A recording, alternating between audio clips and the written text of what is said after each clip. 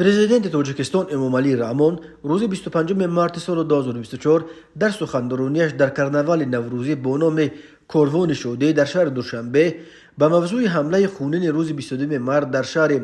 کراسنogorsk در کنار مسکو پایتخت روسیه پرداخت و آن را حادثه ننگین و دهشتناک نامید. با اتهام دست داشتن در این حمله خونین که 139 کشته به جا گذاشت، مسئولیتش را سازمان تروریستی دولت اسلامی یا داعش به دوش گرفت. 11 نفر دستگیر شدند که متاسفانه دست کم 7 نفرش زادگان تاجیکستانند. کرنوال نوروزی شهردار دوشنبه با نام کاروان شده ابتدا به دلیل بارشات شدید به روز 24 مارس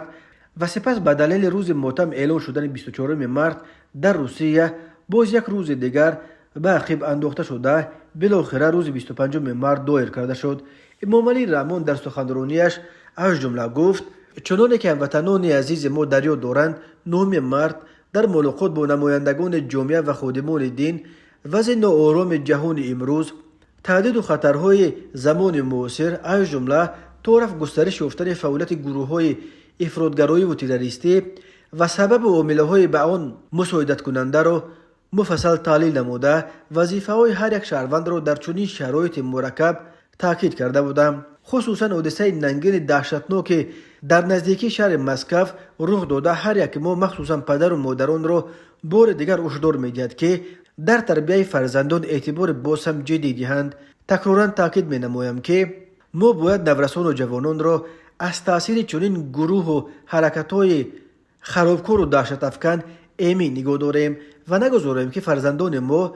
به نام نیک ملت تاجیک دولت صاحب اختیار تاجیکان و پدر و مادران خود اسناد آورند. با دست زادگان تاجیکستان انجام شدن باز یک حمله تروریستی داعش در پی عین چنین حمله ها در افغانستان و ایران و ترکیه که اجرا کنندگان آنها نیز زادگان تاجیکستان بودند و کوشش ترکاندن یک کلیسا در شهر کیلن آلمان در عرفه عید مولود مسیح که با گمان تیار به این حمله نیز چند زاده تاجیکستان دستگیر شدند، نگرانی‌های جدی را در بین مردم و جامعه تاجیکستان و همچنین در بین مهاجران تاجیک در روسیه به بار آورده است. خصوصا این حمله اخیر که در روسیه انجام شد، کشوری که هر سال بیش از 1 میلیون از اهالی قابل کار تاجیکستان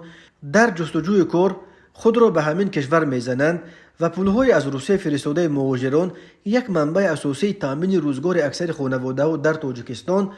و یک عامل اساسی چرخاندن عروبه اقتصاد ضعیف این جمهوری دانسته می شود. بسیاری ها نگرانند که در پی این حمله نگاه هم مردم و هم مقامات روسیه نسبت به مهاجران تاجیک شدیداً به طور منفی عوض می شود و در راه سفر تا کنون به صورت عموم تقریباً به ممنوعیت آنها به روسیه و جستجوی کار در بازار این کشور می تواند مانع‌های جدی ایجاد کند. در جامعه درباره بعضی تاجیک در حمله مسکو پیشنهادهای گوناگون صدا می‌دهند. برخی نمایندگان به اصطلاح اتئیسم جنگاور پیشنهاد دارند که همه امام‌های تاجیک مسجدهای روسیه را پس فرا بخوانند و به روسیه برای موعظه‌خوانی رفتن واعظان تاجیک را نیز منع کنند. سیاست به این هم شدید و سرکوبگرانه نسبت به اهل دین را در کشور بازم سخت‌تر کنند، اما جانب دیگر میگویند برعکس محض همین سیاست سرکوبگرانه اینقدر افراطگری و تروریست از تاجیکستان شد و حکومت باید این سیاستش را به سوی نرمش بازبینی کرده واعظان در بین مردم معروف و پرنفوذ را که از منبرهای مسجد زده شده بودند به این منبر برگردانند و در خود تاجیکستان امکان آزاد